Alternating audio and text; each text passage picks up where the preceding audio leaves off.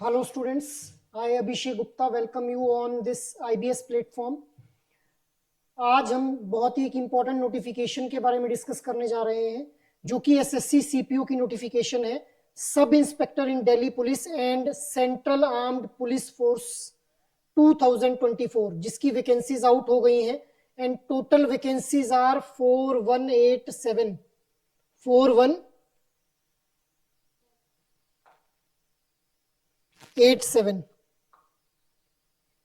सबसे पहले हम देख लेते हैं इस नोटिफिकेशन में डेट्स के बारे में कि date for the submission of online application is 4 March 2024 से लेकर के 28 मार्च 2024 तक इसकी डेट रहेगी ऑनलाइन एप्लीकेशन के लिए.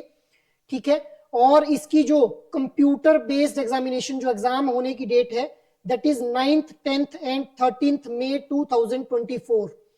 इसके अलावा जो लास्ट डेट और टाइम है ऑनलाइन फी पेमेंट के लिए दैट इज 29 मार्च 2024. क्लियर. अब यहां इसके बाद हम लोग देखेंगे कि इस जो ये हमारा सब इंस्पेक्टर की पोस्ट है सीएपीएफ में, सेंट्रल आर्म्ड पुलिस फोर्सेस के अंदर, इसके अंदर पे स्केल कितना रहता है. पे स्केल विल बी 35,400 से लेकर के 1,12,400 रुपीज तक रहेगा and it will be declared as group B post. Next जो हमारी सब इंस्पेक्टर एग्जीक्यूटिव के लिए वैकेंसी निकली है दिल्ली पुलिस के अंदर, उसके अंदर जो पे स्केल रहेगा दैट विल बी 35,400 से लेकर के 1,12,400 rupees, but it will be a group C post declared by the Delhi police.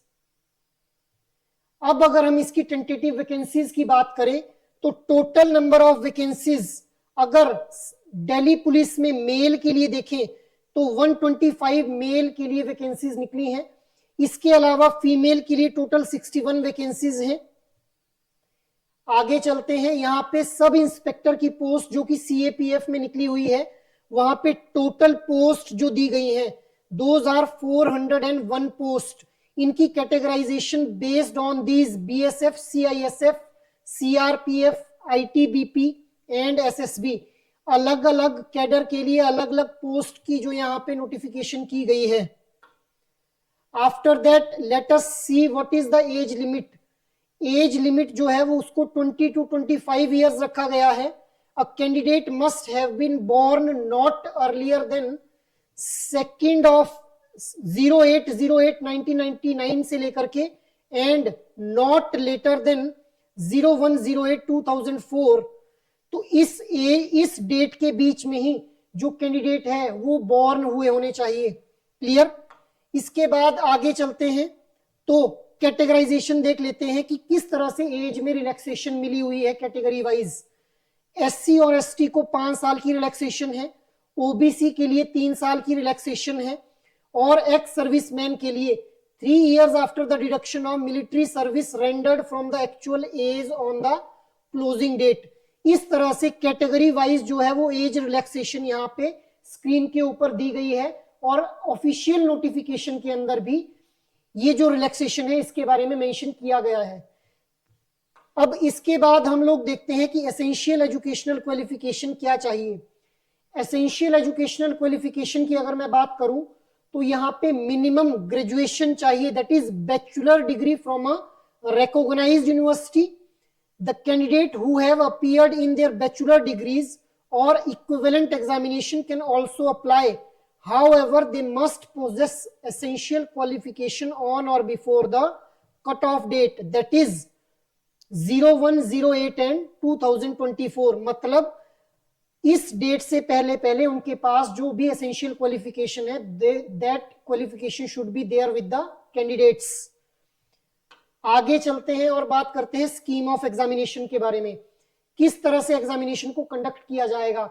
There will be 2 exams, paper 1 and paper 2.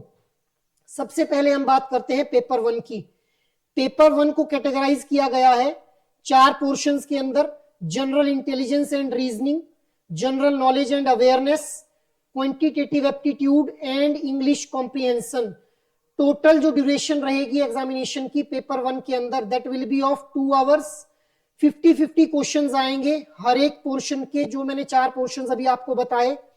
उसके बाद in paper 2 there will be English language and comprehension exam. Total duration will be 2 hours and number of questions will be 200. Moving ahead, question in the both papers will be objective multiple choice type. Questions will be set in Hindi and English.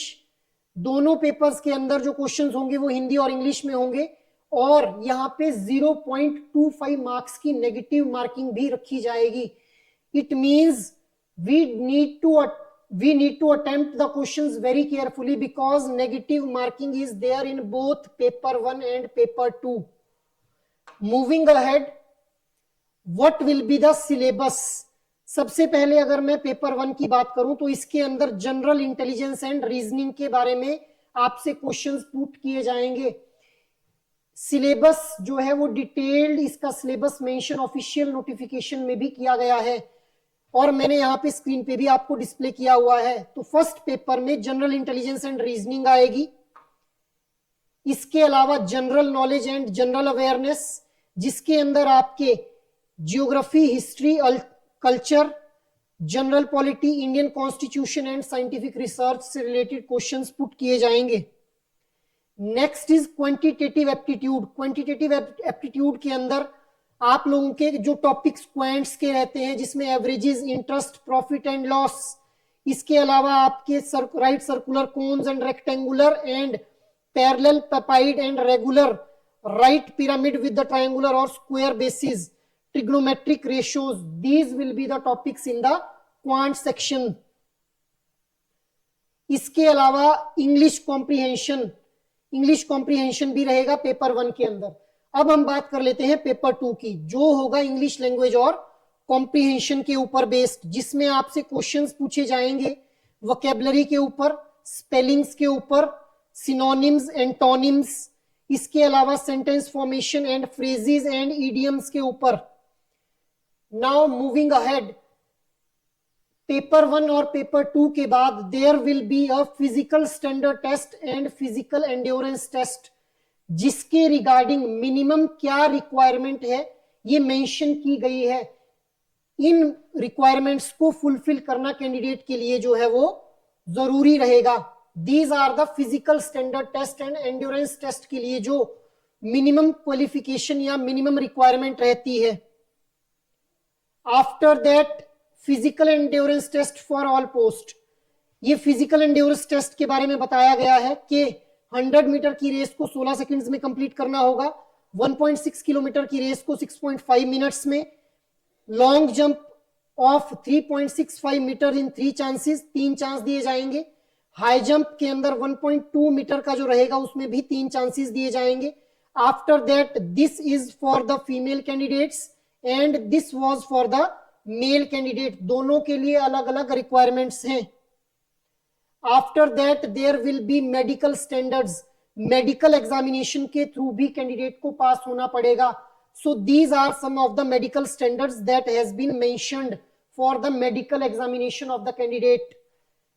Moving ahead, after the selection of the post, उनको जो 7 obstacle events जो पास करने होंगे, 7 obstacle events जो पास करने होंगे ड्यूरिंग देयर ट्रेनिंग करिकुलम, उनको मेंशन किया गया है। That is jumping over the vertical board, holding the rope on jumping from the board, Tarzan swing, jumping on the horizontal board, parallel rope, monkey crawling, vertical rope. After that tattoos के बारे में भी mention किया हुआ है कि candidates who are bearing some sort of tattoos on their body, उनके लिए क्या इंस्ट्रक्शन है, कहां पे टैटू बनाना और किस साइज का टैटू जो है बनाना प्रोहिबिटेड है, या किस लेवल तक का टैटू बनाना जो है वो उसको एंटरटेन कर लिया जाएगा। Clear? So this was all about the notification of SSC CPO. I have shared with you all the important information regarding this notification. So kindly visit the official notification as well and do fill this form. This is a great opportunity for all the candidates. Thank you very much.